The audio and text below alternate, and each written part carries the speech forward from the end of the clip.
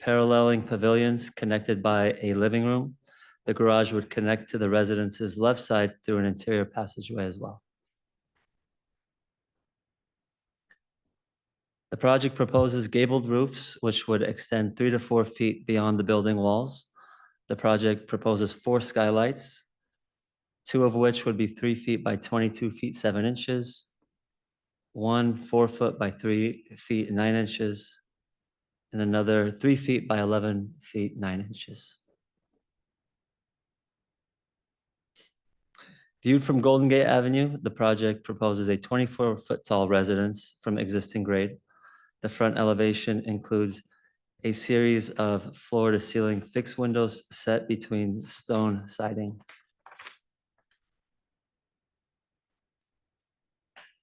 The garage is proposed to be 19 feet tall. And viewed from the rear, the residence is proposed to be 27 feet tall from existing grade. The project proposes 3 windows and doors, each 10 feet tall, varying in width from 3 feet 2 inches to 4 feet wide on the right side of the residence, facing 108 Golden Gate Avenue. And the home's colors and materials include limestone veneer and vertical wood siding, steel windows and door trims in a black or bronze color, and side walls made of concrete in a beige color. The roof would be made of stone shingles in a dark gray color and natural cedar beneath the overhangs. The project proposes 10 wall-mounted downlights, 7 recessed soffit lights, 9 trellis-mounted downlights, and 4 adjustable landscape lights. Additional landscape lighting would include an assortment of step lights, path lights, wall lights, and arbor lights. In total, 106 exterior lights are proposed.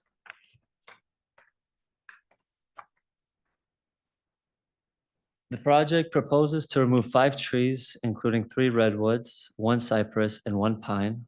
The city's arborist reviewed all trees on site and found that tree number 1, the coastal redwood, to be in good condition, tree number 2, coastal redwood, to be in poor condition, tree 7 and 8, the cypress and pine, to be in poor condition, and tree 10, a coastal redwood, to be in good condition. For transparency, 4 additional trees would be removed as part of the ADU. These trees are not considered for review under this application.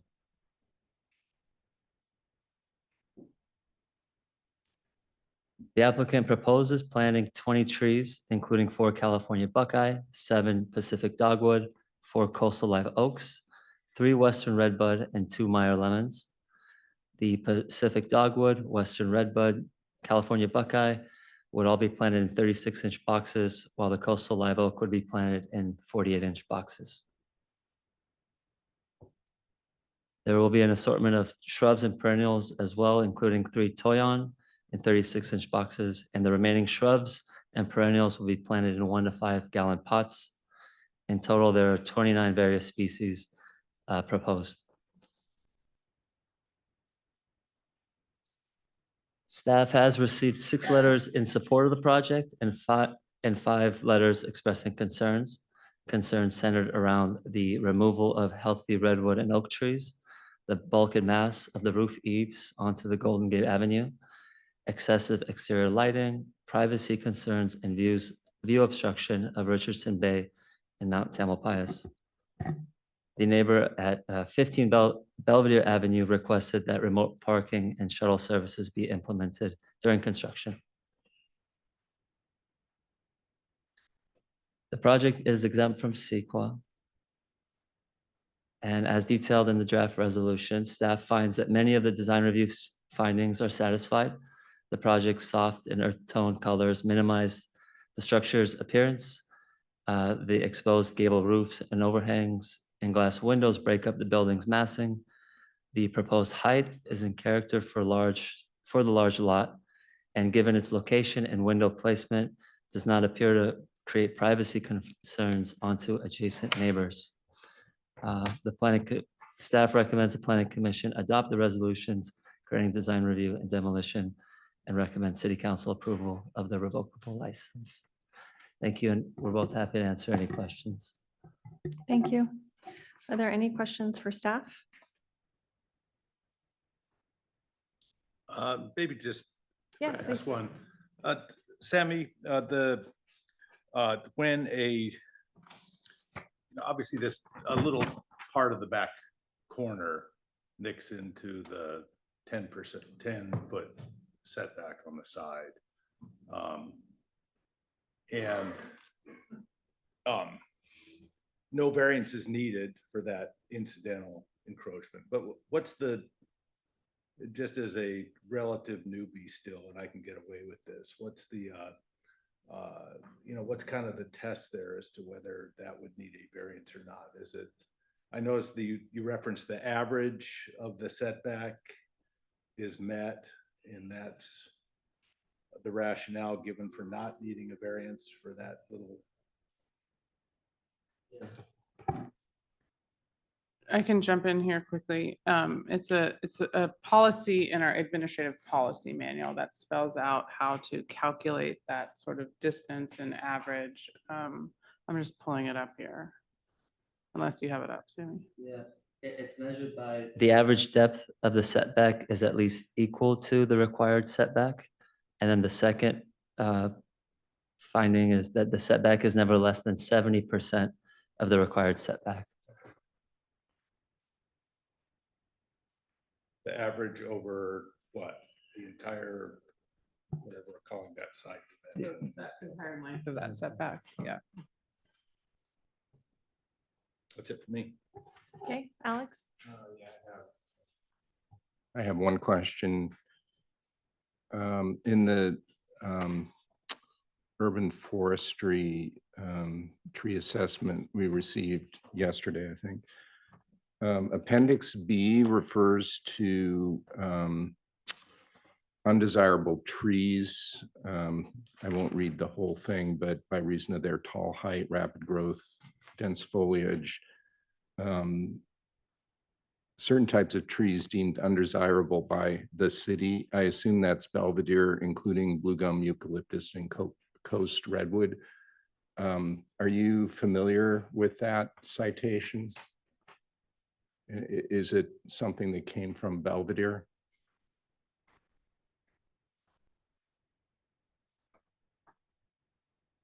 Or maybe I have to ask the arborist. What page is it? Sorry. It's page 7 of 7. It's the very end Oh, yeah. of the Urban Forestry Associates. It's the last paragraph on 7.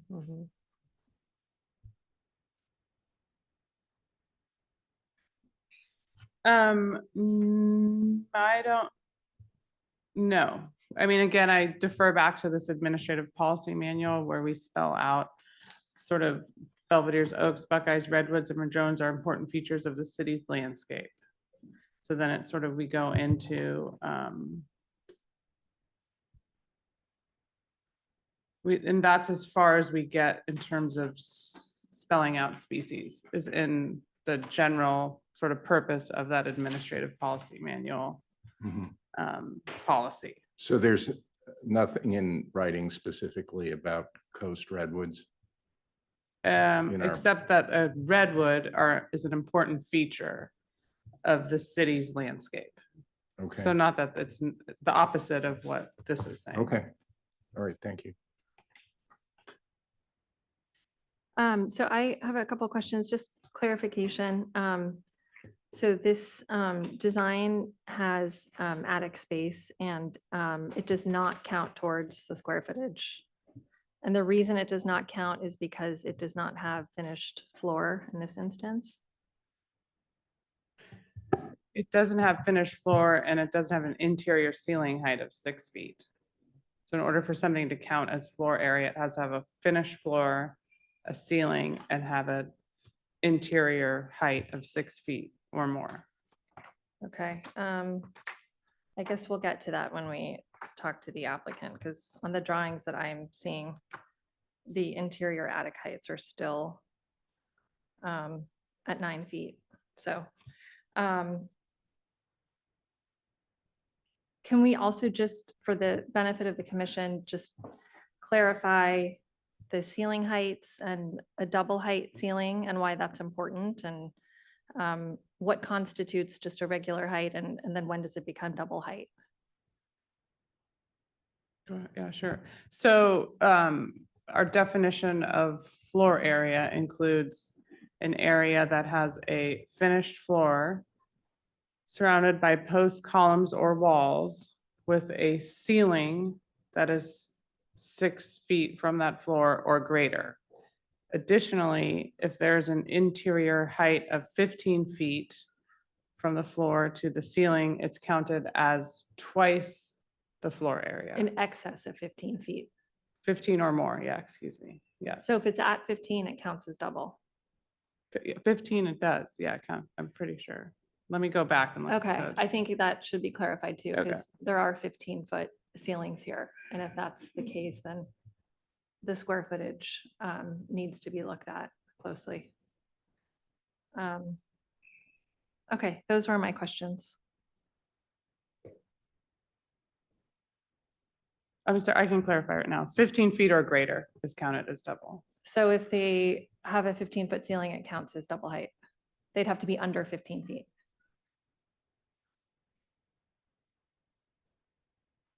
Yes, and Okay. I will defer to Jim on this. I can give you the section, Jim, if that helps. Yes, good evening. If you wouldn't mind giving me that code section. It's 19.08.203, the definition of floor area.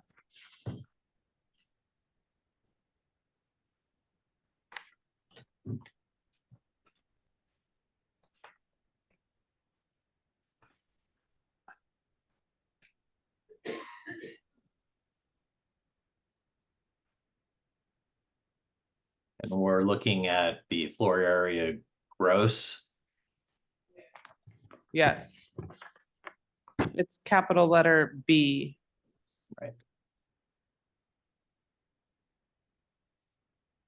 Yes, by the plain language of the ordinance, 15 feet or greater would mean that it'd have to be under 15 feet for it to be not counted. So 1411, Correct. And if it's Okay. 15 or over, it counts as double the correct. square footage. Yeah. Okay, okay, thank you. The rest of my questions are for the applicant, so. Okay, so now I'd like to invite, unless there are any other questions for staff? No, okay. I'd like to invite the applicant up to speak about their project. Please come up to the podium. And then after the applicant speaks, the commission will have a chance to ask the applicant questions about their project.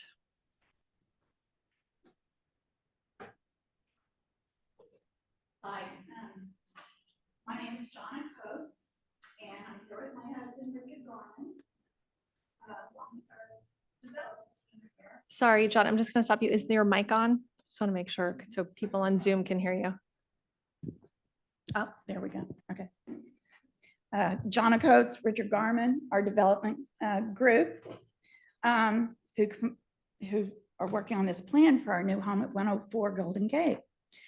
I just wanted, by way of introduction, to tell you that our family has strong ties to this community. We're anxious to get back. We actually first purchased a home in Belvedere when our daughter was just 2 years old, about 25 years ago. And kind of a full circle weird thing is that our home was one Madrona, which is adjacent to this property, so the backyards touch. And I went through the Reed School system and participated in all the sports and after-school activities. I volunteered in PTA, Girl Scouts, NCL, built sets for the plays, and I've led fundraising efforts that benefited the Foundation for Reed Schools and Marin General Hospital, now Marin Health. Richard was a softball coach and our breadwinner. And we are still members of St. Stephen's, the TPC, San Francisco, and Corinthian Yacht Clubs. So last June, we asked this team to create a place that we can call home, not Xanadu or McMansion up on the hill. We didn't want a boxy, modern, flat roof thing, but a design that would be harmonious to the neighborhood and one that attracts and sustains nature. And that really was my number one ask, make this home all about nature. So what you see in front of you is the result of hours and hours of hard work on a pretty difficult, I would say, lot. I refer to the house as lovingly as a haunted Pizza Hut. The design complies with 100% of the building code parameters, and we haven't asked for a single variance. Richard and I are delighted with the plan, and we're anxious to get the ball rolling. After 3 delays, we respectfully request tonight that this committee approve these beautiful plans. And I thank you. And now I'd like to hand it over to Sean Bailey, our head architect. Oh, right there.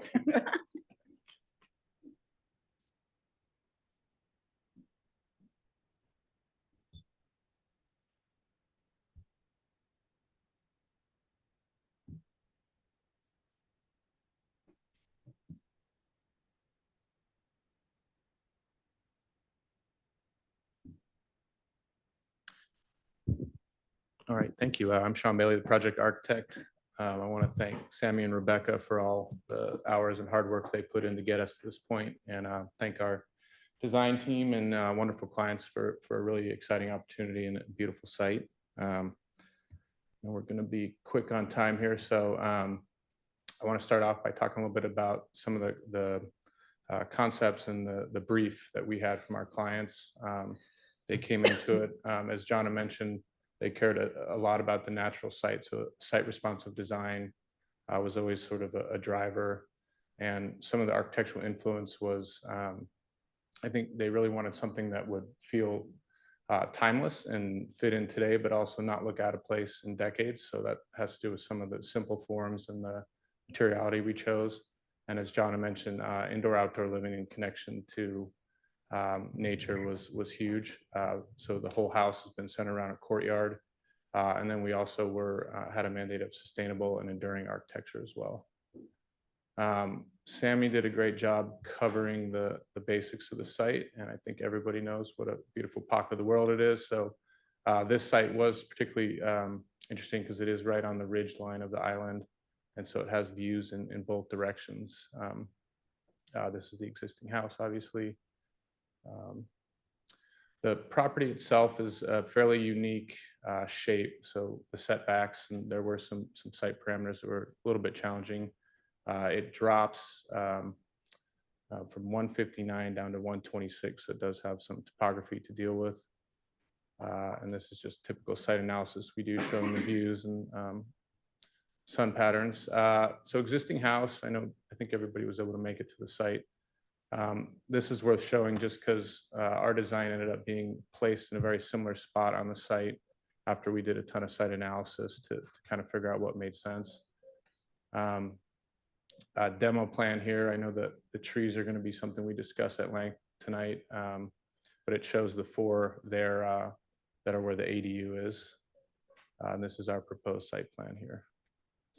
The program is the JADU and the accessory dwelling unit are on the lower level. And the main level here is something Richard and Jonna wanted, was basically a single level house. I know we're going to talk about roof height, but we're not trying to do, they wanted to be able to get from their garage to their main living spaces without having to go up a full flight of stairs. Even then, we ended up with a slight split level to try to make all the driveway and garage and vehicular turning radius work. Roof plan. Our landscape architect, Kate, is going to come up in a few slides to talk about tree replacement, but here's our planting plan. And this is a rendering we did, kind of to show the existing trees. And this is what's proposed here. And I think it hopefully shows the investment in substantial new landscape to replace what's there. And there's been a lot of time and energy put into creating something that's going to look good for the long run on that site that the public can enjoy. A couple new renderings here that I think a little bit in response to some of the things we heard on bulk and mass at the street and trying to have privacy for pedestrians coming down. So this shows some increased landscape screening that Kate will talk a little bit about. This was requested, just a rear view view that does show the ADU on the right side there on the lower level. Quickly, material palette. We did want something that blended in, was fairly quiet and muted. So there's a lot of masonry, limestone that will be a larger format. We did want to try to have some exposed wood in the ceiling that you'll see, and we'll talk about that a little bit more. And then there's some dark wood siding accents and a dark stone roof. Let me go through these quickly, sections and elevations. This is a letter we distributed with our resubmittal that before the last hearing, we had heard a lot from commissioners and public. We did really try to address a lot of the concerns we heard. The tree removal and replacement, I know, is a very sensitive issue in the neighborhood for obvious reasons. I want to say that when we started, Jana said, we're not touching those trees. It wasn't until after we studied a lot of options, the ways we could do this house, that we kind of came to that, and also got more information from arborists and the huge nature of the root structure of those trees. The driveway, we looked into moving it, which would have helped. I think there's some challenges with DPW and vehicular safety if you move it up the site, which we looked at. At the end of the day, we landed on keeping the driveway where it is, keeping the curb cut. And it's already a fairly steep driveway. So we had a lot of challenges with how to get the car up there and have a space to turn around so that you don't have to back out into that street. I think at this point, I am going to have Kate come up to cover a couple of the other changes that we went through. Thanks, Sean. Kate Stickley with Artera Landscape Architects. And I think it's pretty rare in the 25 plus years that we've worked to be asked to work on a project where the proposed development is actually improves the conditions of the site.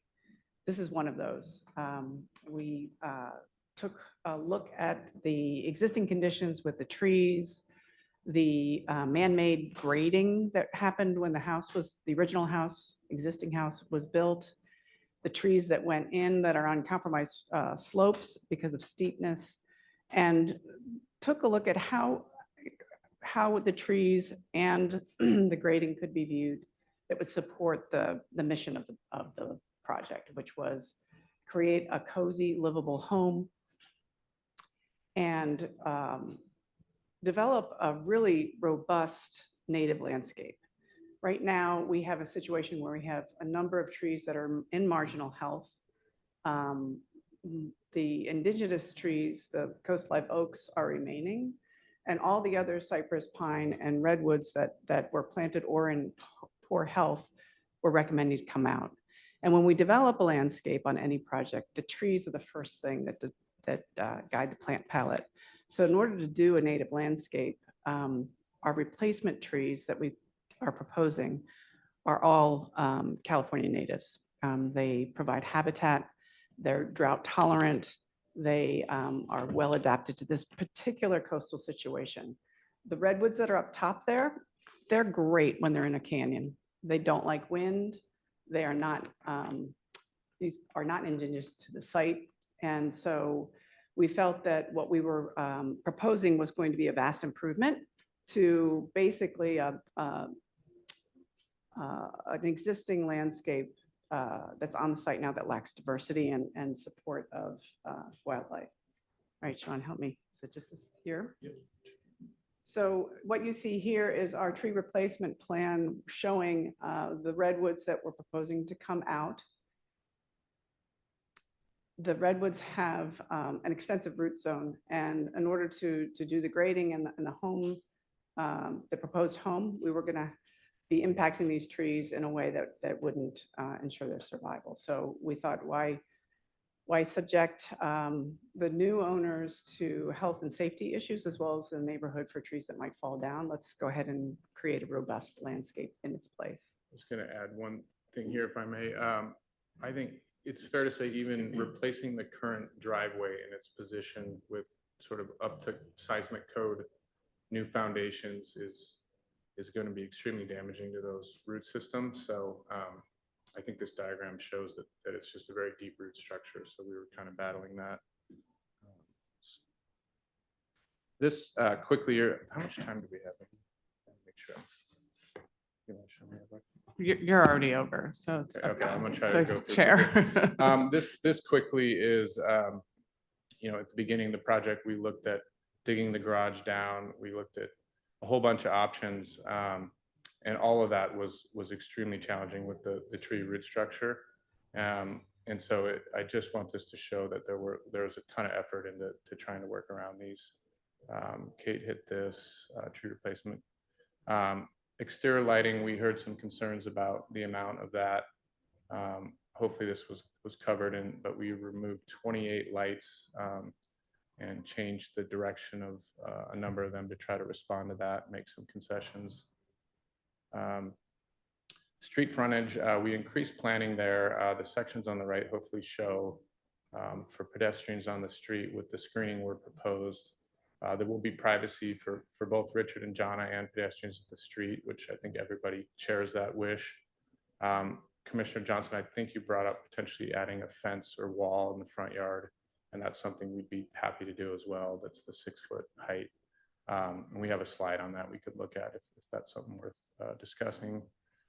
There was, I think, some concern over, we had some crawl space areas that had a dropped ceiling, and we decided to omit those.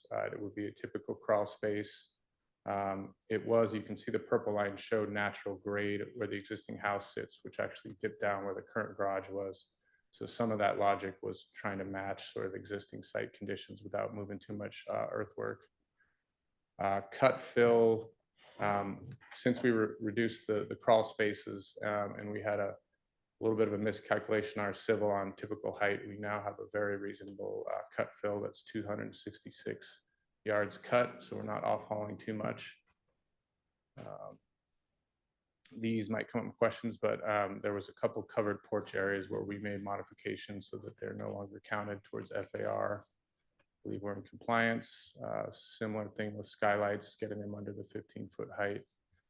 I'm going to go through this one. Just quickly, we did meet with the neighbors at 102, went through a little design iteration with them. They ended up in support of the project. And I think in general, our owners and builder have made a ton of effort to try to work with neighbors, and we've enjoyed the neighbors right around the site, I believe, have been, for the most part, supportive. And then the attic detail, I know is going to be a big part of maybe what we talk about tonight. Quickly, and this will be my last point. This was the original design, and you can see that the top of it was a little over 17 feet. The 6 and 12 pitch is important architecturally. I think a lot of the homes that John and Richard were interested in do have a little bit more traditional pitched roof. We looked at going to a 4 and 12, and it does change the proportions. It feels a little bit more like a ranch style home. We did feel like the architecture suffered. I know this is not the way Belvedere does it. I'm not advocating for that, but some jurisdictions will take an average height when you have a gable, because obviously it's very hard to have a gable with the 15-foot.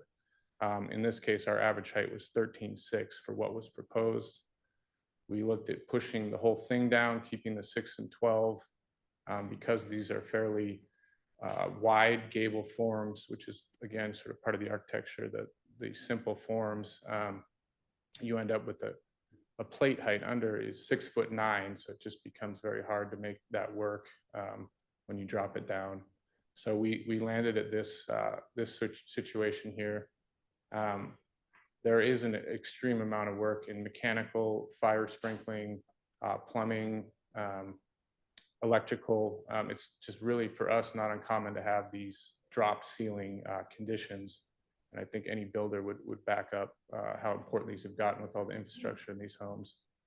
And I think for rightfully so, there's been some question of how does that meet at the gable ends, and we do this with flat roofs very often, where we'll drop the ceiling in front of the glass.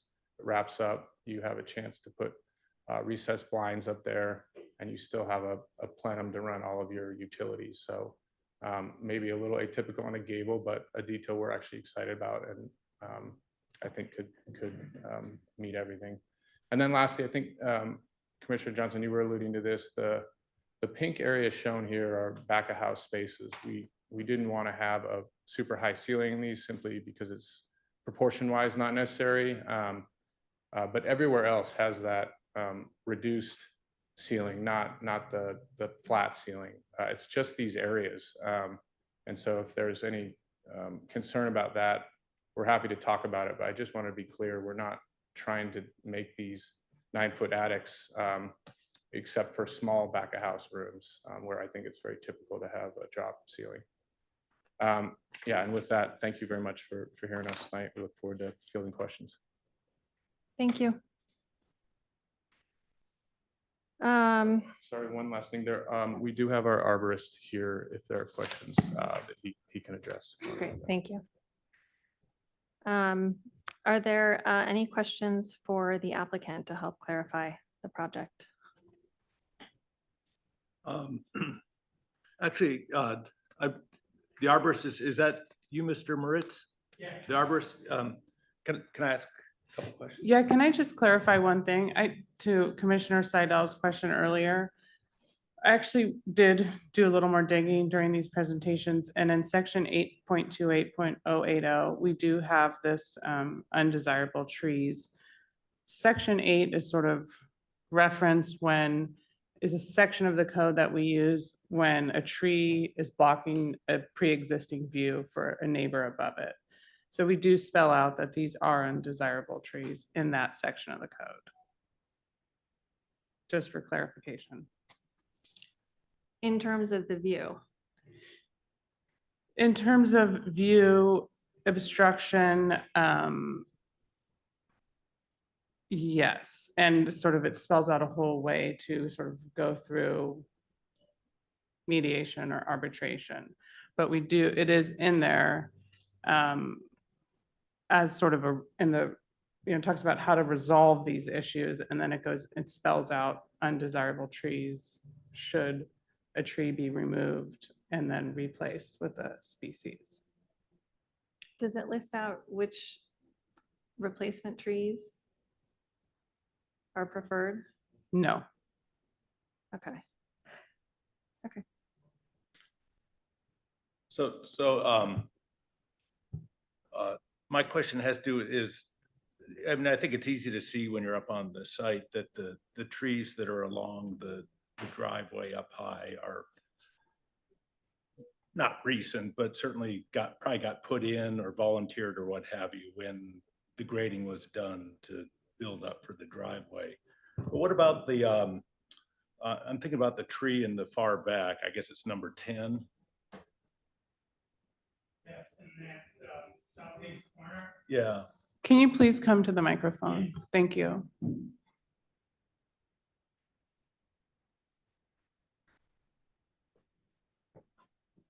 In that southeast corner, that tree, the concern is that it's, the base of it is within about 10 feet of the pool and the retaining wall.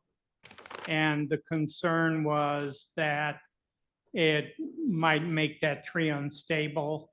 And since trees tend to fall down slope, that would be a risk, significant risk to the property below. Can you tell whether that's kind of a similar age to the other ones? I mean, is this a? They're all probably about 40 to 50 years old. Okay. Redwood, the reason it's commonly within Marin County put in the undesirable species list is because it grows 36 inches per year or more. And in 40 years, that would make a tree 120 foot tall. And these trees have not yet reached that height. So my estimate is 40 years or maybe a little more. Got it. Thank you. I mean, notwithstanding the sort of the dissonance around whether redwoods are in fact undesirable or something that we should try to hang on to if we have them. And I realize it's being used in a specific context there. I guess that Sean did walk me through kind of tree by tree the other day, and and did get my question answers. But that is the one that, to me, I'm least convinced about, I guess, of the ones that you can make an argument to come out. I'm also wondering if, I'm sure you did this in your original modeling, but was there anything to be gained in the tree department, obviously probably lost elsewhere, if the whole design could have been maybe rotated just to 10 degrees counterclockwise? And I know you said, you mentioned you want to keep the driveway cut where it was. Are you asking concerning? I guess Sean, think. We did look at that, and I think it's still trying to get room to pull a car around and get the garage. It didn't move the needle that much. But yeah, we looked at all that, and then obviously you've got setbacks. The front yard setback is fairly close to that turnaround. And then there's a lot of cut fill ramifications too, by even, so we're trying to balance all those things, but we definitely looked at a lot of options. I'd say that tree that was brought up at the very back of the property, I'm not sure. I think there are neighbors downhill that would like that one removed. Us as the applicants, if keeping, I think we could probably keep that and make some changes as needed, but we're not necessarily advocating to pull that one out. It was more based on the health, the arborist, and neighbor comments on that one. So I just want to make that note. And I do want to say, I think that the tree age is 40, 45 years is kind of what we've heard. I believe they were planted when the house was built, when a lot of grading was happening on the site. So I think that's, like you said, worth noting. They're not 200 years old. So yeah. Great, thanks. Ashley, I think that's all I got. Okay. Alex? Okay, do you mind if okay, thank you. Okay, so if we go to the lower level floor plan, can you just clarify for me how and where you access the plenum area? You're going from a standard 12-foot ceiling height going down the stairs, and then you've got this 3-inch crawl space. So how are you getting there? Is there an access door It would somewhere? have to be up high access panel, because those Okay. are just typical. So there's crawl space. no door going in anywhere. It's going to I be mean, like, by code, we will need access doors, but that's to me more of a building permit level thing. But if there is, it's up high. You can't go low, right? Because we raised the whole crawl space up. so, and you mentioned in addition to this plenum, you also referenced it in the roof as well. So why do you have both? Why do you need both? But one, I just want to make sure I'm understanding. One is a crawl space, which is more of an engineering and, but I guess, yeah, the attic thing, attics are quite common in homes. So I am trying to understand that one, but it just, the area that we're dropping the attics is just those, the high attic that I think you're kind of talking about is, it would just be odd to be in a powder room and have a 12-foot high ceiling. It's really a proportion thing. But if it's something that's, causing issues, we can relook at that. But I do think it's fair to say the attic is allowing us to do some mechanical that air conditioning works well when it's up high. So I'm not trying to deny that, but I think one's a crawl space, one's an attic. They're a little bit Okay. different to me. I think maybe we're getting caught up in semantics here, Okay. but okay. And then where is the mechanical equipment for the home? There's no dedicated mechanical space on the plans. Where is that going to go? So we have some of it can go in a typical crawl space, not all of it. And we have a couple, let me get a plan here. See, there is an area where the hand is here. That's fairly set back from the setbacks where we've. Is this in the plan? Because that's impossible for me to see, and I don't have my glasses tonight, sorry. fair So enough. can you, I do not believe we directly called it out in the plan. We've just had some internal coordination discussions about it. okay, There's also an area in the rear yard here that we've talked about putting equipment, but we would happily provide a follow-up and give some more clarity on that. if that You helps. can zoom in on that PDF. I think, Sean. I think if it's not called out on the plan that you have submitted tonight, that should be included before anything is submitted for approval. It should be Okay. included as part of the drawing set. Okay. And then just help me understand the entry ceiling height. So I think A41 shows you're walking in, you've got a 10-foot ceiling, and then A42 shows it at 15 feet. So you've got the drop ceiling and the foyer when you walk in.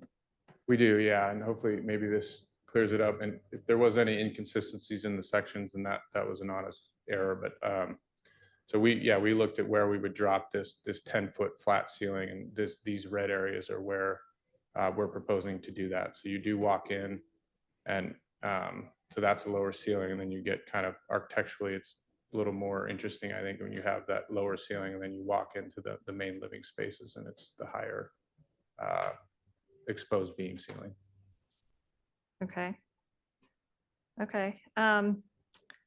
Can you also just clarify for me the removal of the roofs over the entry for the home and the ADU and just the rationale for that? Because the last plan, those were both covered entries. Sure. So it was flagged for us, I think before the last hearing, it counts as floor area if it's got three walls and a covered roof. So we're proposing to do an open air above the entry. And then the other area was the primary suite has a cantilevered roof that we removed a column from. So it doesn't fit that definition that we believe we're meeting. The Okay. ADU, there is a small portion that is similar to the main entry. It's a very small area, but it's a covered area that we will have to resubmit that as part of the ADU package and address that, and probably take the 10 square feet out of somewhere else. Okay, so the removal of those sections was to get your square footage down below the max. Yeah, I would say it was something that we missed as far as meeting it, that was brought up that we made changes to address. So yeah, but it would have counted as floor area had we not made the revisions we did. Okay. I don't understand making that change aesthetically, how it makes sense with any portion of the design to have a cutout in your entryway. When you're making this much of an investment to not have a covered entryway, it doesn't make any sense to me, nor do I think it really fits in with the rest of the design. I also had a question about the soffit lights you still have in the plan, but there's no roof there, right? So you've called out lighting in the entry, but I just There's- want to clarify. it- And the renderings still show the covered roof. So there are just some inconsistencies in the drawing versus what you're showing here, like on point 8. Okay, there might be, there is some beams in that entry. I mean, some of these are older renderings, right? So that's part of it. But there are beams in that open entry where you could still have the lights. So I think we may need to make sure that all works, but I think that works in concept. And yeah, to your original question, I think it's, we're trying to get all the program these owners want, and there's a lot of parameters we're trying to meet. So you got to make some sacrifices somewhere to meet it, and that's what we did. Okay.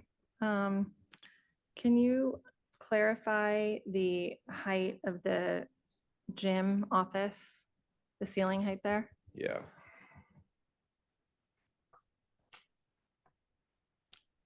So this section is through the kitchen dining room, but this same exact gable form wraps through.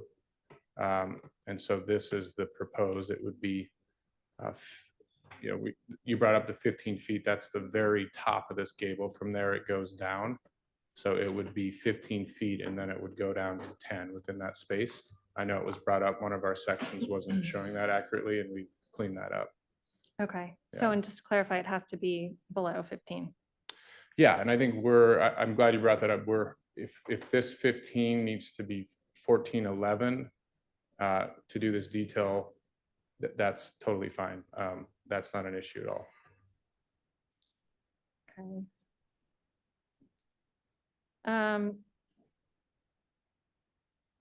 Help me understand the 10-foot attic, the 9-foot attic ceiling. Unfinished storage space is typically 6, maybe 8 feet. I'm struggling with the necessity for it, given you cannot enjoy the full scale of the height of the roof from inside. So why do you have all this extra bulk and mass sitting on top of the home that you really cannot even fully appreciate from the interior? It just seems needlessly tall for a storage area. Sure, that's good. Fair question. I think a couple of reasons. One, like this rendering I pulled up. So, we looked at, if you go to a flat roof,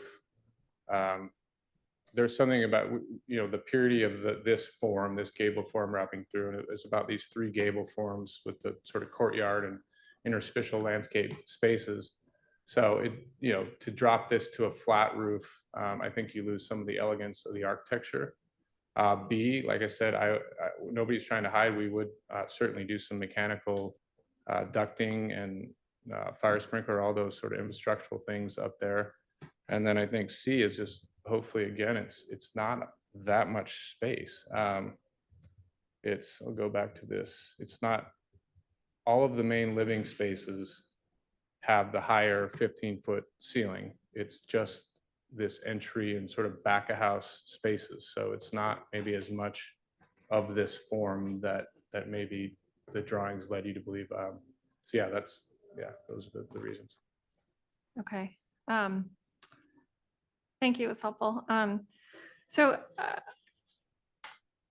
the surface, the design appears to meet building codes, but I think that if you really look at this closely, there are many places where I question the square footage calculation on this. I think there are clear examples where interior space is trying to be captured here, that at a later date can easily be turned into usable square footage. So I guess my question is, why not design and ask for the house that you want today and be upfront about the square footage that you want? There are many examples of exceptions to floor area, and I think that this design as presented might be more effective, and you might get closer to getting what you want if it was done in a more straightforward way. So I'm just curious about why these spaces are being captured in this way, because as I see it, it's very easy to, after the fact, after the exterior structure is built, is come back and say, it's already built, there's no impact to the neighborhood, it's all inside the walls, so we want the extra square footage. So grant the exception. Why not just go through the channels now if that is in fact what you are going for? Because looking at its design, it's very clear that these spaces are being captured for later use. I can guarantee you we're not trying to pull anything later. If that was any perception given off by anyone on our team, there's no intention to try to grab any of these attics. They wouldn't really be usable. So I just categorically don't, that's not the intention here. And then I think the other answer is there is something about the 6 and 12 pitch and the architectural form that I believe the clients like the more traditional roof pitch, and we're below the height. And again, I keep harking back to this, but it's most of this roof we are enjoying. It's just these spaces here But a lot of it has that full 15-foot cathedral ceiling. And then, I think this section shows, again, it's this proposed truss system creates 2'5". It's not a massive amount of space that the owners are not getting to enjoy. So you've got about 10 feet from where the plate meets the wall, right? Up to the top of the roof. That's a 10 feet is a lot. It just is adding a lot of bulk and mass at the top of the structure. I just question that. Yeah, I think it's the length of or the width of the gable form and a 612. It's sort of where you land. But I understand the question. I don't know if I have maybe the answer you're looking for, but I can guarantee you we're not trying to recapture any of that. This is genuinely kind of the detailing we settled on as a team. Okay.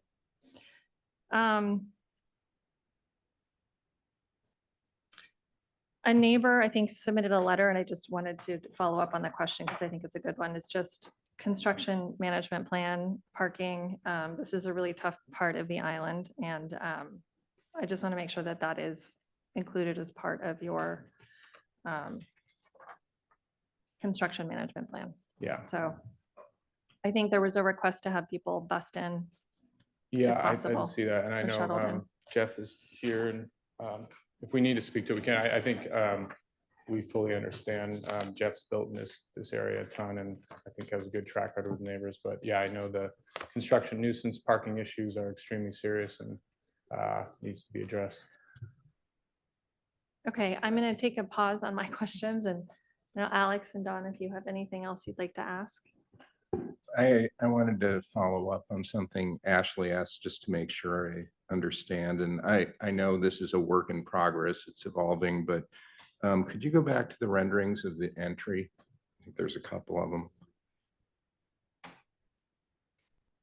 Yeah, these are going to be outdated. If That's where you're going, 'cause they're in that's the my appendix. question. Yeah. So Yeah. like looking, the previous one's probably better.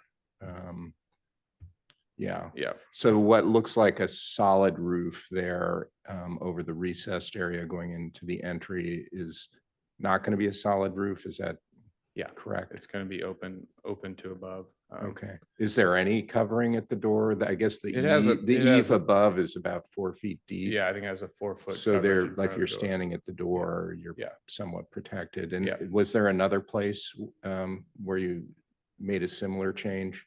No, the other area was just removing a column, so it doesn't have that, but it wasn't a cutout like this. It was. a Okay, so different- it's a cantilever instead of a Exactly. supported. Yeah. Yes. Uh-huh.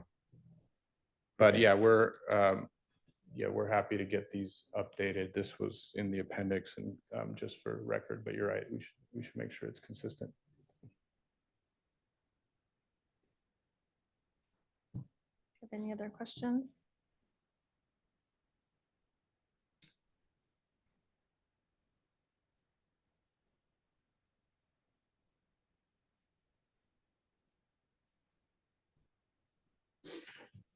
Don, I don't know if you're about No, to. I'm thinking, and I Okay. don't know quite how to phrase it, but, Okay. to my mind, the entryway does. I'm sorry to interrupt. Can you make sure to use the mic, Commissioner sorry. Shinsky? Thank you. I have to sit back. I'm getting old. That's how I see. On the entryway again, I mean, I do think, as the chair noted, it just in terms of appearance, the entry just looks and works better covered.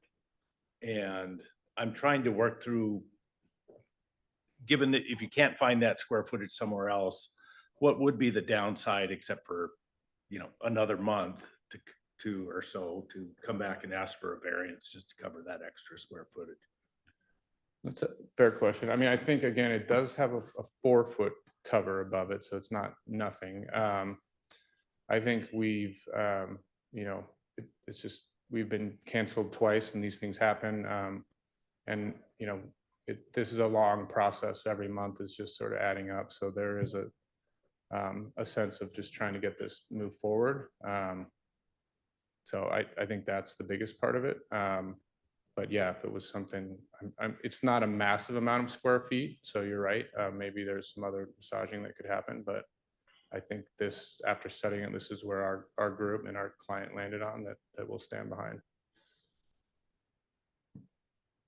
Yeah, I would just echo that for someone who's interested in purity of form and elegant shapes, that cutting that space out is so inconsistent with the rest of the design, which has many beautiful elements to it.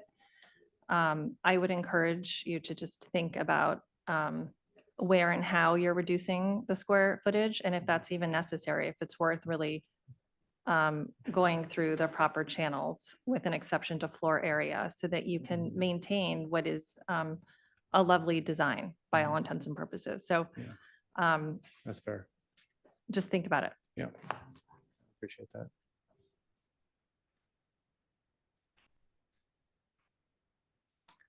There any other questions? Thank Okay. Okay, thank you. Thank you.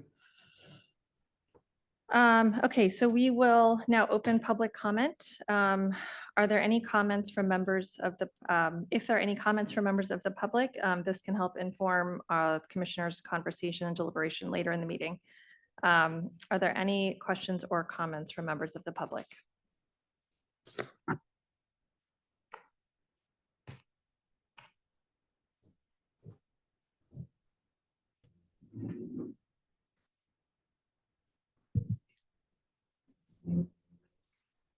Is the mic on? Yes. Marcia Lasky, Pelican Point Road. I had a couple questions. You had mentioned that the trees that are being removed are not counted because they're in the ADU space, but they're also in the garage space. So why are they not counted when they're in the garage space? I think because the garage is sitting above the ADU, so it's considered. But the tree is in that space. The reason the other, I mean, it's not just the ADU. Part of the other reason is the garage is in that same space. Yeah, I think it can be considered a matter of sequencing. They could come in and ask for the ADU and they could approve it and build it, and then the trees would be removed and then the garage could go on top of it. I mean, I don't think it's, but it's a good question. I mean, if I the mean- garage is built first. the garage won't be built first. I think they'll build the ADU first. Okay. Is my guess, but the contractor. I think it's something that needs to be looked at. And also, I just wanted to comment on the administrative policy. It is correct, that's what it is now. But both of those policies, including Title 20, are being looked at and changed. And so therefore, I think that some of the change that's being looked at is redwood trees perhaps would not be allowed to be planted, but the ones that exist would be encouraged to stay. And I think that's the direction that just for future is what the city is going toward. So it's inconceivable to me that anyone would actually choose to cut down graceful, mature redwood trees. And especially if you just mentioned that you like to sustain nature and you care about nature. This is the tree from California, and they've graced this property, I think probably more than 70 years. This house was built in the 60s. And I was looking back at when you walk up there, I think they were probably planted as a windbreak. And I don't know whether you have actually lived in the house yet, but it can be very windy up there. And I have some of the same exposure. And there is very strong winds from the west. So I just think that that was probably some of the thinking when they planted them. And as I mentioned, I mean, you have this great good fortune to have these beautiful trees, and the lot size allows you to accommodate your new home by doing some very minimal changes in order to keep these trees. And the tree that's in the backyard, I think it's number 6. I have no idea why you would even want to take that out. The reason that many, I know I saw, the reason that many choose to live here is for actually the mature landscaping, screening.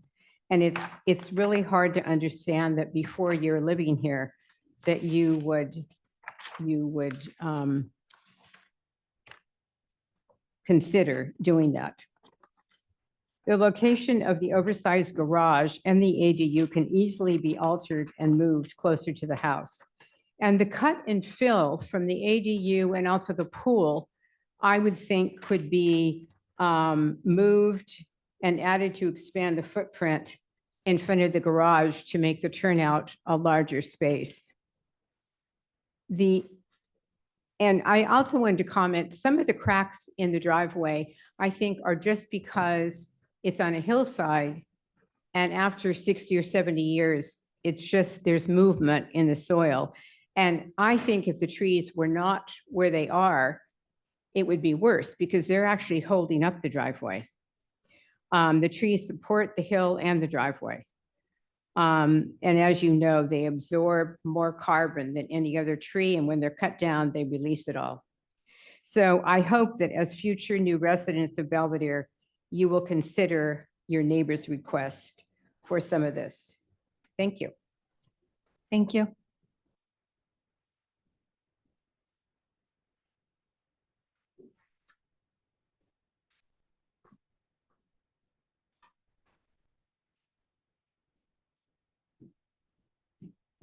Hi, I'm Sandy Donnell. I live at 137 Golden Gate Avenue. And I did write a letter about the trees. And I do think the design of the house is beautiful. I agree. But I was curious about Mr. Sandoval's comments. And I think it sort of reiterates what I think about the preservation of existing, site conditions. And it says how, I mean, to me, some planning, but I know you showed all those renderings of different ways to try to avoid the trees, taking them out. But I just think there must be some way to look at it a little bit more, because those trees are precious assets to the city. And I also thought it was kind of convenient to say, okay, I know, let's put the ADU there, and then they can't say anything about it. So I just wonder about the sincerity of really making some efforts to save those trees. Thank you. Thank you.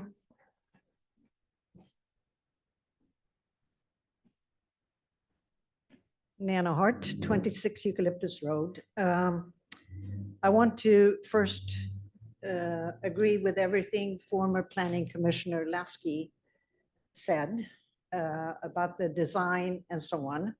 I also believe what Sandy Donnell said about wanting to keep these trees, which I think I could stand here and talk myself blue in the face and say, try to save them, try to save them, try to save them.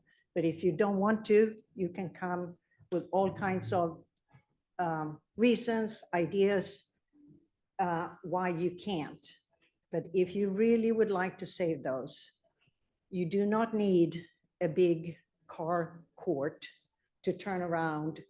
On the renderings, you have several cars just parked totally off, so cars can come in and out of a garage. That could definitely be minimized and have, like everybody else has, just cars coming into the garage, turn around and go down. And you don't need to be able to turn around and spin several times, but get out of there. I've driven past 104 Golden Gate probably for 55 years. And when I moved in there, those trees were there and they were magnificent even then. So they are no newbies. They were not just planted. They have been there for a long time. And to dismiss their presence to me is so no respect for nature. And as the present owner said, that's all they want is nature and how we appreciate that. That to me sounds very hollow when so much of the original nature is just brushed aside and house beautifully designed. And I think The architect is a very, very good and talented architect. And I think with all this fake space, doing attic space in these beautiful ceilings and so on, I think they're trying to fit a round peg into a square hole. And I applaud the chair of the commission of asking them maybe to go back to the drawing board and come back with something that works instead of trying to piecemeal all these extra things that they are adding or subtracting just because this was the original drawing. I would also like to have much more privacy into the master or main bedroom, because when I drive by there, I will be looking straight into it, and which I don't think is fair to the neighbors or to the residents of that home. I also saw that in the drawings, there is the lighting on all the stairs. They are still drawn in on the inside of these outdoor lights, snaking up and down the hillside. And that will be an eyesore for anybody passing on Golden Gate. You will see these snakes of lights going up the hillside to the home. They should be on the outside, shining in on those steps. And then again, I think one of our main things on Belvedere is we should try to keep the natural topography of a application before an application.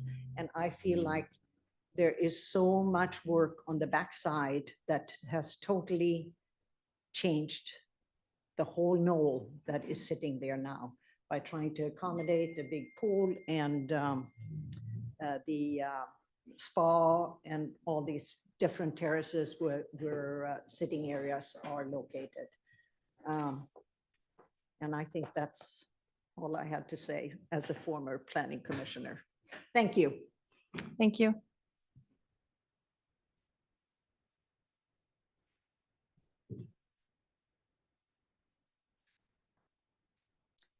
Good afternoon, Nancy Chemnitzer, One Oak Avenue. First, I want to thank you for all the work you've done on this application. And I want to heartily welcome the Garvin Coates family back to Belvedere. And I commend the design team. I think you have a very talented design team, and I think you're going to have a beautiful house. I wanted to just address the redwood trees and ask for a condition of approval that the redwood trees be preserved and removed from the application for removal. I really welcome Commissioner Seidel's question, and I have a little bit to offer on that. I was surprised that the staff report did not refer to the climate action plan update, which I worked on, and the planner was part of the committee. And this climate action plan update was approved by the city council. This will clarify your question. I wanted to it was approved by City Council June 13th, 2022.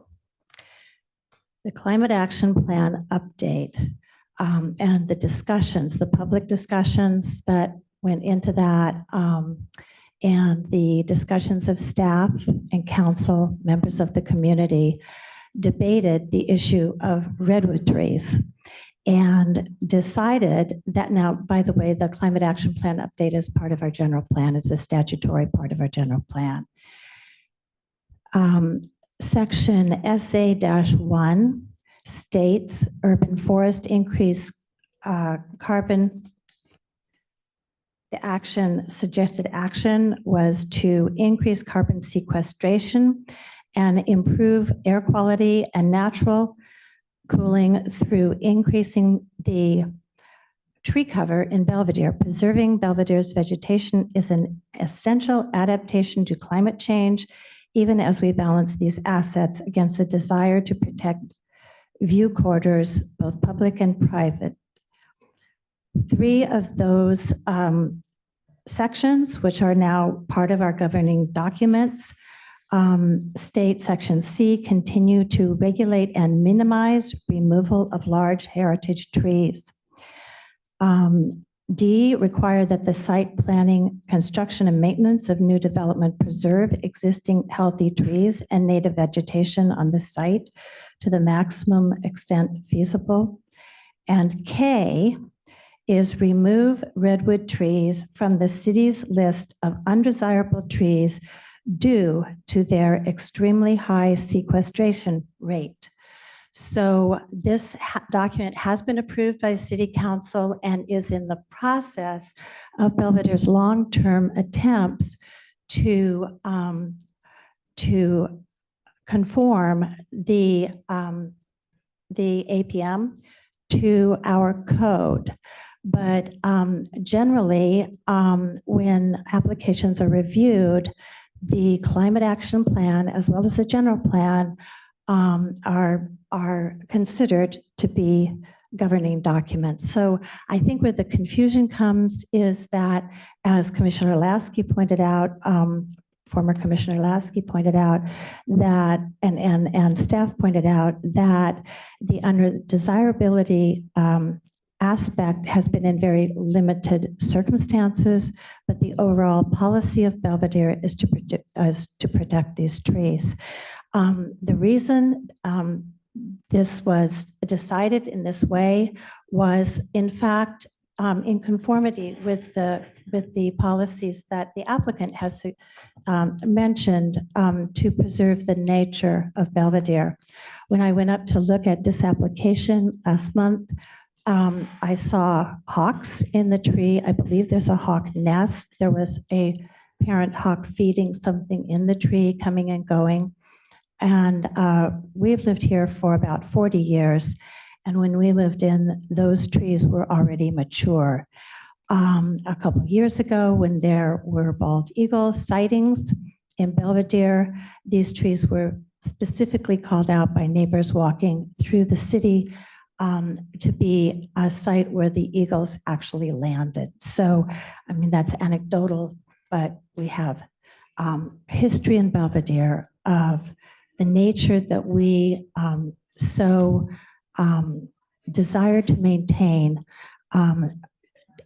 really making home in those particular trees.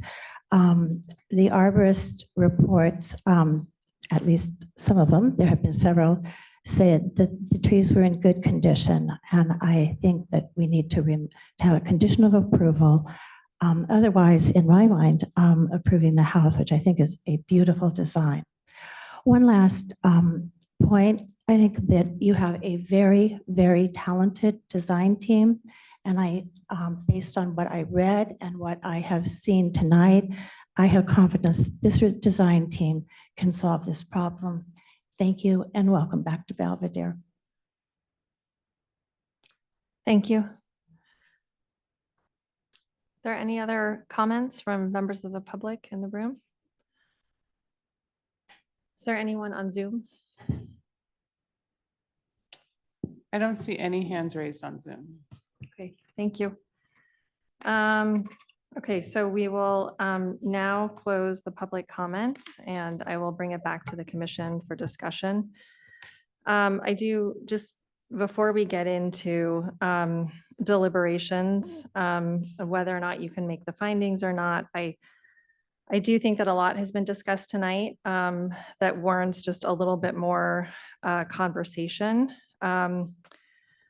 I don't think that this project is necessarily as straightforward as it appears. And I look at this project, and while there is a lot to like about it, it's very, very beautiful in many ways. My concern is that it is a bit of a Trojan horse, and it's not really what it appears to be. So I think on the face, it looks like any other large contemporary home consistent with other designs in Belvedere, but in reality, I think the overall structure, however beautiful it may be, is really concealing an excessive amount of interior space that's driving bulk and mass. And I think we tend to think of that in terms of exterior bulk and mass, but I think in this instance, looking at it from the inside, which is really influencing the overall mass of it, is really important. I think my other concern is just there are spaces inside the overall structures here that can very easily be turned into usable floor area after the fact. And I think that's a very flagrant workaround of our code and our processes. We have these height limits and setback limits and designed to control the footprint of the building. And we really look at FIR closely because it's really crucial to helping manage bulk and mass such that we can make the findings for a project. So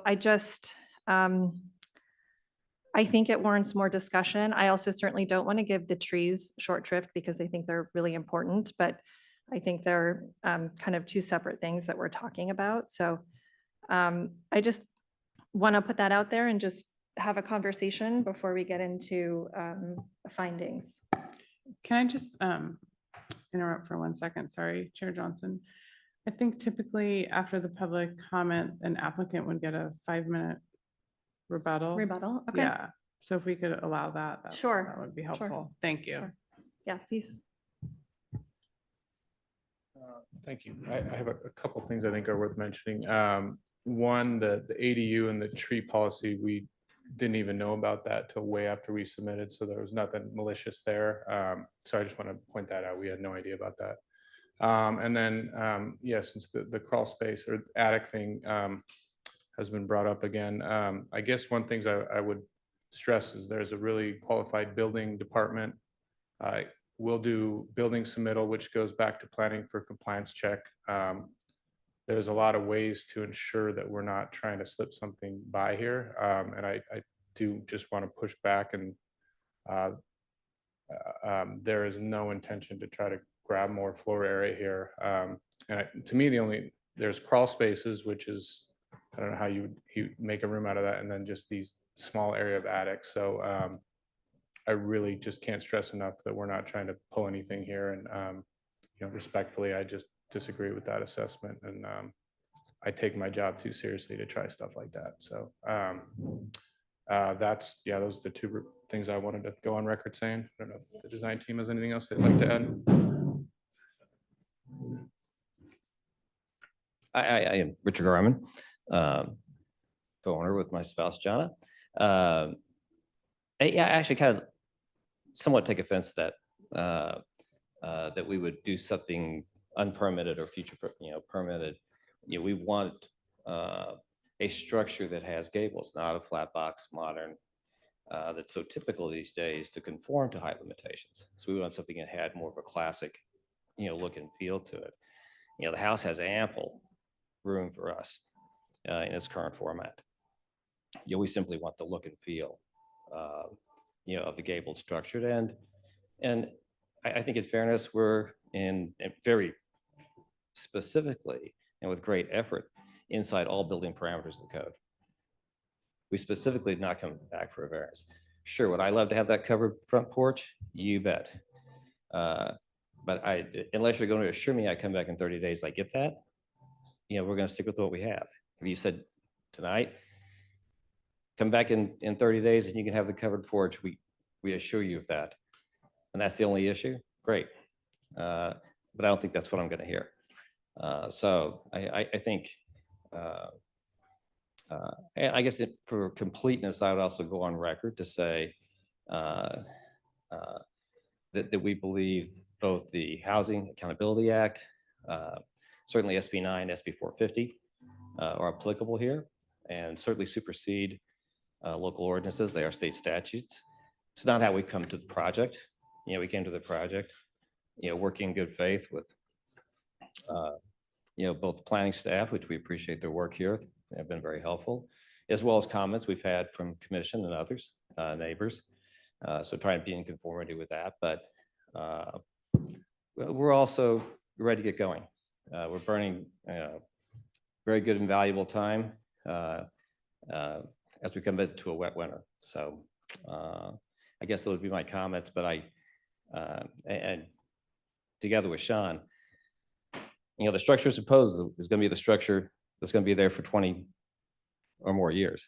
So I'm not sure how else to address that. Again, we've taken several months to come up with exactly what we want inside the code. So that would be my commentary. Thank you. Jeff Junkston Construction. We've been building in Belvedere for well over 30 years. We built one Belvedere right down the street, and I think everybody's benefited from the beautification that happened there, where we took down all the Canary Island pines at the street front and opened up that entire area. So that's the intent here, as well as to create a natural landscape that's beautiful for the neighborhood. So we have that experience. We also have the experience of building many driveways, which are very steep.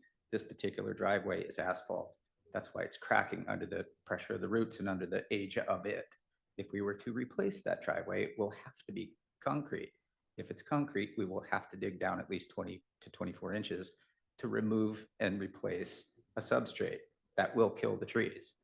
So unless we can move the driveway 37 feet away from the house, which we studied many times in many ways, those trees won't make it. I think every person that buys a residence in Belvedere has the right and the understanding that they can develop their property. We're not asking for much other than put the driveway where it is. If we simply did nothing but improve the driveway, those trees won't make it. We're talking about 2 trees. That's all I want to say. And for the parking, the comment about the letter that came from the parking, they responded and I responded back to them. We know them very well. We built one Belvedere. There were 0 issues in parking. We know it very well. So we'll take care of it. We'll take that very seriously. Just wanted to mention that. Great, thank you. Okay, yeah, I just. I'm clar- sorry, Oh, yeah. sorry to interrupt. Attorney Ross has something to say. Oh, please, yes. Or has his hand raised. Yeah. Good evening, members of the Planning Commission. Excuse me, Jim Ross of the Running Public Law Group. With respect to the application, I'd recommend that the commission consider the application that's before them and not consider, possible things that could be done in the future. That is the application that the commission has before it, and I think it should be considered in accordance with the codes and the standards set forth today. Thank you. So on that note, I think that Jim is referencing the ministerial approval for this project, which is certainly a path that you can go. It's not what we are looking at tonight. And these are all, this is Title 20 applies. I don't think that that is the best course of action for you, given the design that's in front of us today and given what you are trying to accomplish. I think you would be far worse having to adhere to very strict objective standards with no discretion and no ability for the city to intervene and grant any sort of variance or exception in any way. You're much better off working through proper channels and processes and with the commission to get the house that you want, is my advice to you. The other thing I would. Sorry, it looks, I don't know if you can see the screen. Jim has his hand raised again. Oh, sorry. Yeah. Thank you. Go ahead. Yeah, I'm sorry to interrupt. I think maybe there had been misunderstanding of my comment. There were comments being made about, what could be done in the future with respect to floor space or other things that might be sought to be approved in the future. What I'm saying is right now, it is the application before you to be considered. What they may apply for in the future or do in the future isn't really necessarily relevant to considering the application that is currently before the Planning Commission. Yeah. Maybe that helps clarify it. Yeah, thank you.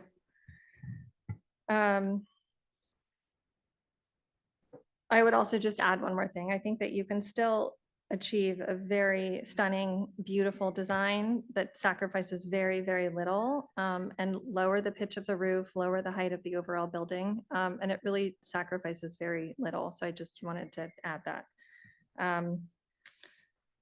Okay, so do we need to, we don't need to close any comment period now where we can move on to deliberations here? You can close the public hearing. Yes, thank you. Okay, so I will close public comment and bring it back to the commission for discussion. So before we jump in, are there any other questions, comments that you would like to discuss? Can I ask the staff a Yeah. question? Just because it was raised, I assume that, and I want to say I accept this application at face value.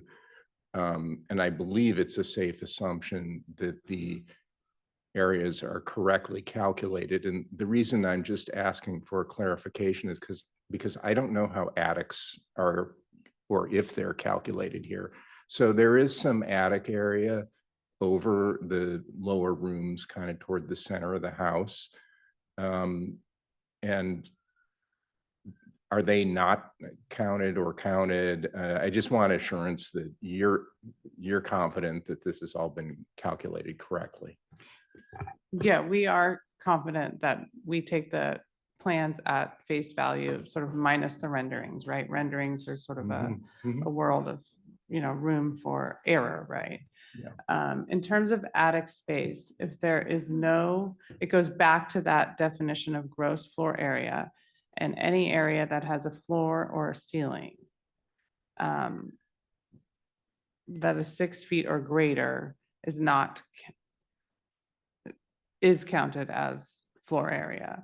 So in terms of these attics, and maybe this is a question for Jeff and Sean, I don't think we would count sort of, I think of my attic, it has sort of floorboards and insulation, and we wouldn't consider that a floor nor a ceiling. And so I'm assuming that this attic space is the same, and if they can verify that, then it would not be counted towards floor area by the city of Belvedere's definition. Yes, that's our intention too. It's unconditioned. There's no finishes. It's an attic, like you think of old attics. And then it's got a 45-degree roof pitch too. And so we would bound, we're not above the 6 foot. And maybe a section through there that would show that even if you wanted to make it, just wouldn't work as living space. It doesn't. It's got a roof like this. So yeah, I think adding a section in the future, yeah, just to show what's going on there probably would be helpful. We'd be happy to do that. Yeah. And I think too, if you're separating the attic at a certain datum point, if pushing that up made it even less likely to be used later, we're happy to do that. We're not trying to hide anything. So we're happy to provide that exhibit though as a follow-up. So if finished floor is put in there, then it would count. It's a combination of a finished floor and a And the- finished and the ceiling. height. Yeah. So Okay. it's both. Okay. Thank you. Okay, if there are no more questions, I think we can get into deliberations. Alex, would you like to start us off? Thanks, Ashley.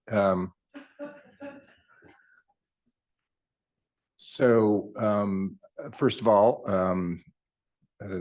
this is obviously the final project is going to be a major improvement over what exists at the property. I think it's an attractive design. I'm not getting to the trees yet. I did visit the site on several different occasions to look at the trees and kind of study the lay of the land. I also visited your neighbor to the southeast, I guess, the Pauls. They had some concerns about views from an office at their house. I talked to them a little bit about it. In my estimation, it didn't constitute a loss of their primary view, but I understood their concerns, but I don't think it quite rises to the level where I would ask you to make any changes. So circling back to the trees, my first point I want to make is I've come to this hearing with an open mind. I didn't have a preformed opinion. I heard some new information tonight about, it seems like there's pros and cons to redwoods. They're not, they're certainly magnificent. They do seem like a natural feature of the site. And we've got a recommendation from the city's architectural consultant that some of the trees that are applicable, and those, in my mind, certainly do not include the ones in the ADU. So none of my comments pertain to those. But Mark Sandoval made the recommendation that alternatives should be discussed. It sounds like you've looked at alternatives. I didn't get a sense of what any of the alternatives might be. So that's potentially an open question in my mind. I do think were the trees to remain, it's going to have an impact on the property. Long-term, it's a different look for the property than the landscape plan in that particular area that your landscape architect described. As far as, you know, the tree, the most obvious tree to me to save is, I think it's labeled number 10 at the southeast corner of the property. I think you indicated that would be a possibility. Maybe some structural precautions need to be taken around it for your neighbors. So I'm for sure on number 10. At this point, I'm undecided on the other ones, and I think I want to listen to what my fellow commissioners have to say. Thank you. Don? Yeah, sure. First of all, obviously, yes, a beautiful design. I was fortunate enough to go through the inside of the house, maybe, I don't know, 6 years ago or something for an open house or something. And I realized it's a, it's a McAllister house, the same architect who designed the Christian Science Church down here, right? But boy, he had an off day designing that house because the flow inside isn't what we'd come to expect as this house. We wouldn't walk in and say, boy, this house works really well. So congratulations for seeing something different there. I guess appreciating Mr. Ross's comments, it gets a little tough to do anything beyond what actually exists in the code now and the papers that are in front of us, right? Just as if it's tough to think about what somebody's intent is into the future. It's tough to think about what a tree ordinance might look like when it finally gets in front of us. The fact of the matter is all we have is what's here. And what we have fits inside kind of the, all the quantitative metrics we look at. At the same time, it's a lot of house, it's a lot of plan, it's a lot of square footage that just sort of barely makes it there. And I'm wondering if I can't help but think that going the different route where you just sort of, God, we want all these things, we realize it's going to take a variance to do it. Let's just relax and go about it that way instead of kind of, making everything nip and tuck. But be that as it may, I appreciate the timeline you're working under, and we are where we are now. I generally sing for the trees here, or at least try to. I know we had a project come in a couple months ago about an applicant who was looking to take down a single wild strawberry tree, and I think I was the lone no vote there. And it had a little bit to do with context. In that case, it was a tree that the applicant felt was making a mess and attracting predators and that types of thing. And for me, on that particular night anyway, that wasn't enough. Regarding these trees, I do appreciate that this property is not old growth forest there. I mean, this property has been manipulated, and maybe not in the last 50 or 60 years, but certainly in the last 100 years. I mean, the topography looks like it's been moved around quite a bit. And the trees, they are redwood trees, but they're not ancient redwood trees. And I don't know if that gives them any less standing. I don't know what the tree ordinance is going to say about that. What is a redwood tree that's important? Is it one that's this big? Is it one that's this big? I'm hoping we can get some real guidance on how to prioritize trees out of that. I would kind of join my colleague, Commissioner Seidel, in thinking that I can't see a particular good reason to get rid of number 10. I get it. The neighbors would like to come down. I think Alex and I would like it to stay up, I think is kind of the lesson there. So I realize we are where we are. I think I personally am going to, just on the balance of things, I think I am going to be able to make the findings tonight.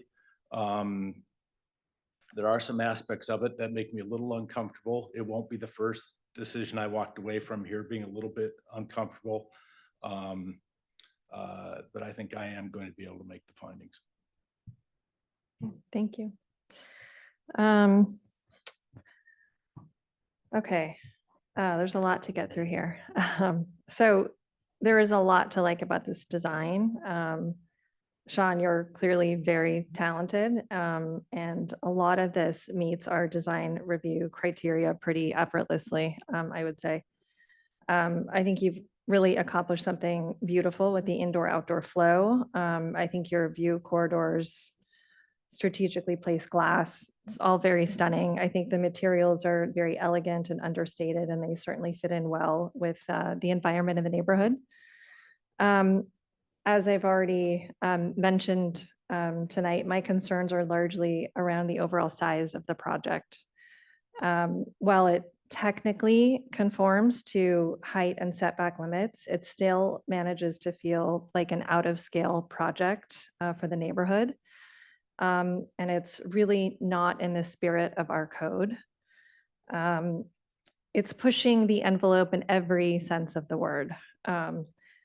I think that you've maximized every single inch of what's available to you, and looking at the plans, I would say, and then some. You've got, based on the conversation tonight, some adjustments that would need to be made to the plan to make it conform. So I think there are instances where interior space is being captured that can be turned into usable floor area later. I really don't understand the dropped ceilings at all. You have created this very stunning structure. It's very tall. It's meant to be appreciated from the inside at this really grand height, and you cannot fully appreciate it from the inside because of our floor area requirements. So I really question the necessity of this excessive height when you can't fully enjoy it from the all the spaces inside the home. It just feels like it's needlessly bulky and big, and you've got 10 feet sitting above that's basically just dead space. And I really don't understand that at all. So I really question the necessity of the height here. And I also just want to say on record that the commission would really not look favorably on applicants coming back after the fact for floor area exceptions.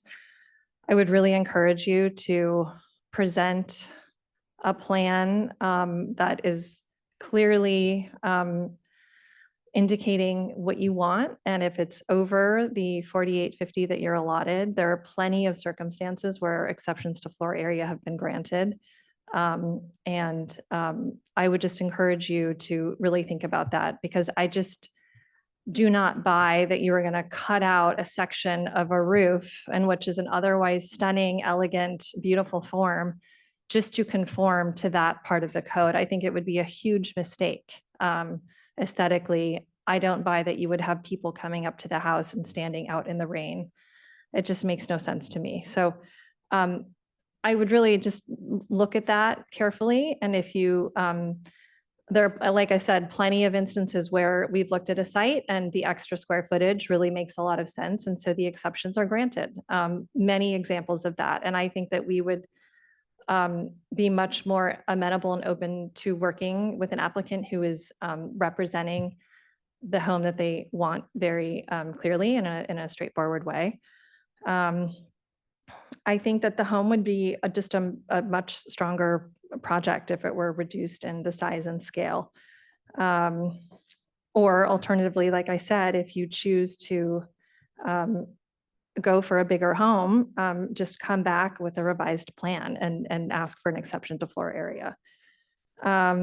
So in terms of the ADU placement and the tree removal, I understand that a good chunk of these trees are not part of the discussion tonight owing to their location within the ADU footprint. I have no issue with the ADU. I appreciate that you've included it as long as in addition to the JADU. I really take issue with your using the placement of the ADU as a way to avoid the design review process for those trees. I think that's just unfortunate. And as has been discussed already at length tonight, these are really important heritage trees in the neighborhood. So I think it's a shame. Having said that, I think the replacement plan is really, really stunning and lovely. And I think you have done a good job updating it from the first plan that we saw. I think that you could probably add some more mature planting along Golden Gate Avenue. I still think that there are probably two locations there where you've got people looking right in and vice versa. And I just don't think that anyone wants that for privacy reasons. It's really hard for me to comment on specific trees. I think that I would like to see it looked at again through the lens of how can we work with what's already here. I'm not suggesting that every single tree has to stay, and I support your right to build and to develop and to have the home that you want, but I do think there is a compromise here, and it's somewhere in the middle. And I think there are some trees here that are in poor failing health, and maybe those are the ones that are designated for removal, and the others we find a way to work with as opposed to work against. So that's my comment on the trees. I think your lighting plan is better. It's come a long way, but I think it's still very excessive. I think there are places where it just has to come out. The trellises, that whole beautifully landscaped hillside, it will be stunning. I don't think it needs to be lit up for the whole neighborhood. So I think that can all be reduced. Like I said, I think the landscape plan is really, really stunning. I think you've managed to incorporate the 4 elements throughout the entire project. And I think it's just really well done with the water elements, the fire, the stones. It's just a very attractive and a beautiful plan. But like I said, I would personally like to see some more trees along the Golden Gate Avenue side. So I think that there are aspects of this project that are very, very successful and very much in line with other Belvedere homes. My biggest issue has to do with the overall size and the bulk and the mass. I think that I would like to see more just working through our sort of standard processes to get that square footage if that's what you're looking for. I just think you're much better off being upfront and working with us as opposed to trying to game the system and make changes after the fact, if that's the plan. And like I said, I think, Sean, you're very skilled, and I think that you can make changes that would not sacrifice much by way of the original concept and the design ethos as a whole. I think these changes are fairly minimal in the grand scheme of things. So those are my comments. So So having said that, are there any other comments or questions before we move to motion? No? I Okay. think we were sort of waiting for Commissioner Seidel was gonna provide more perhaps after he heard his fellow commissioners speak. Sorry to put you on the spot. Thank you, Rebecca. Yeah, I think I'll offer a couple comments that might go toward a motion. I'm comfortable with the massing and the design of the house as it's presented. I can find in favor of that. It does seem to me that there's a lot of lighting, exterior lighting on the site. I think it could be reduced. I was thinking if we have a motion for approval tonight of asking for a 25% reduction in exterior lighting at the discretion, to be reviewed by the planning department. I feel condition should be tree 10 in the southeast corner should be retained. And I guess I need to talk about the other trees. I think I'm of the mind that these trees were, not natural to the site. They're beautiful, magnificent trees. Intuitively, I feel like they're going to be a bit of a problem long-term. I think this is the opportunity to get this whole site done as a package correctly. I think the landscape architect's got a consistent vision for it. So I think that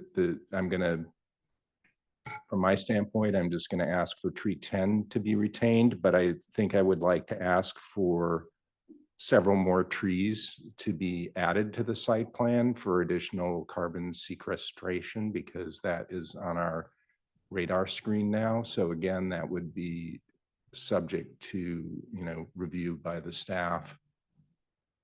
So I could probably make a motion along those lines. That's kind of where I'm standing right now. Okay, can I just make one comment? So the plans we have in front of us, as I mentioned earlier, don't have any dedicated mechanical space. I think that needs to be included somewhere in these drawings. And I think that they should be updated to reflect a ceiling height beneath the 15 feet. So I would just add those two things make sure we're. Oh, well, I think I understand all the mechanical equipment's gonna go in the attic and the crawl space, as they described this evening. How are you going to access so you're going to put your water heater, how are you going to get up there to get it?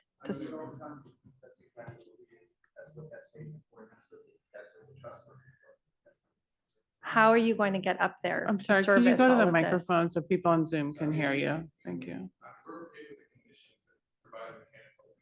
I just think it needs to be clearly marked. I think it should be marked somewhere. Yes, and it's required at the time of building permit. Yeah.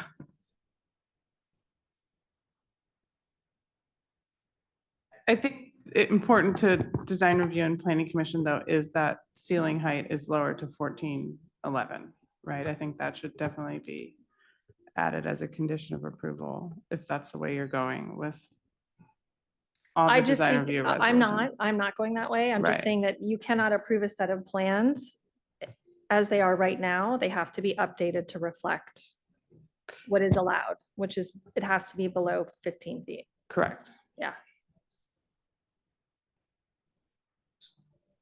Can I follow up on one thing?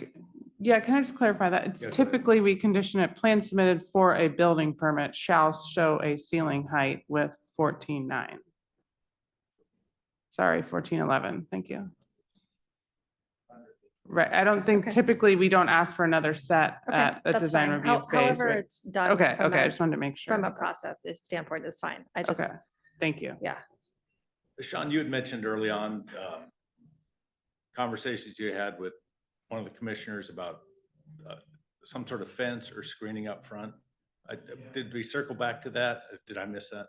I don't think so, but we talked about it, we're happy to add that, screening, so happy to change that as well. I don't want to open something up, but would vegetative screening could do the same job as a physical fence? Yeah, we have quite a bit of screening. It wants to speak to that. So it would be. I'm sorry, can you come to the microphone so people on Zoom? I know I sound like a broken record. Image together do you want me to pull that up? But there would be substantial screening and the 6-foot fence in the front yard that we're happy to provide. I just want to mention that in the sections that you provided, we took a really close look at the level of the road as it passes by the house, the elevation of the house itself, and a view line from a 6-foot high person, and where we could add the fence in addition, or the wall, whatever that additional partition might be. We're happy to add that layer in.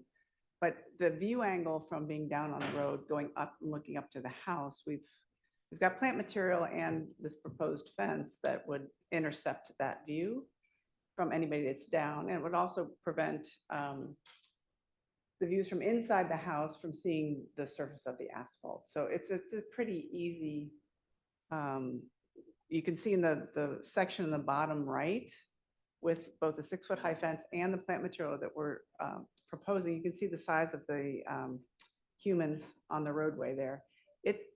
It blocks and intercepts that view pretty easily. The clients are not interested in looking at the road surface or cars going by. They're not interested in watching people go by. So I think if there's a mutual interest from both the neighbors passing by, as well as the residents inside this house, to solve this with plant material and fencing. Here would be one vote of solving that just with planting rather than the fence. Okay. I agree with that. I think natural forms are always much nicer looking than a fence. Like I said, I think this corner in particular would benefit from 2 more trees. Screening. Okay.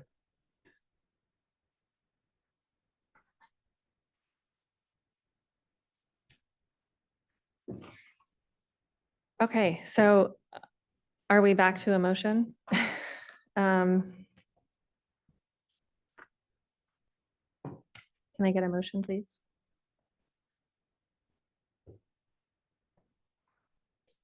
I'll make a motion to adopt the resolution granting design review to construct a new 4,845 square foot single-family residence and attached garage at 104 Golden Gate Avenue with the following conditions. Additional screening to be added on the, I'm going to call it the west side of the property along Golden Gate Avenue. The interior heights do not exceed 14 feet 11 inches. Exterior lighting be reduced by 25%. 2 trees be added to the landscape plan. And the tree number 10 in the redwood tree number 10 in the southeast corner be maintained as part of the plan. And the mechanical space called out, is that the last one? And that the mechanical space be shown on the plans submitted to the building department. Thank you. Can I get a second? I second the motion. All in favor? Aye. Aye. No.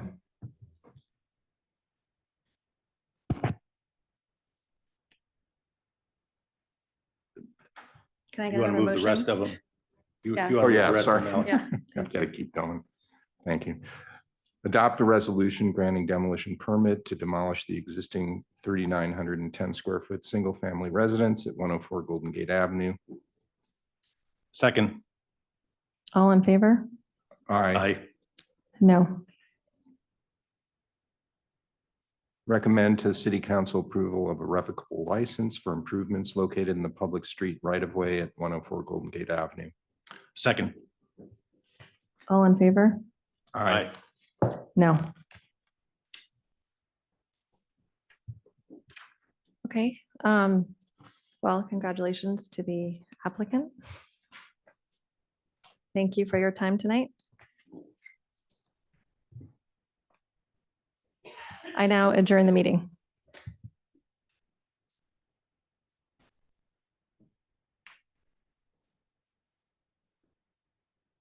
Thank you, Commissioner.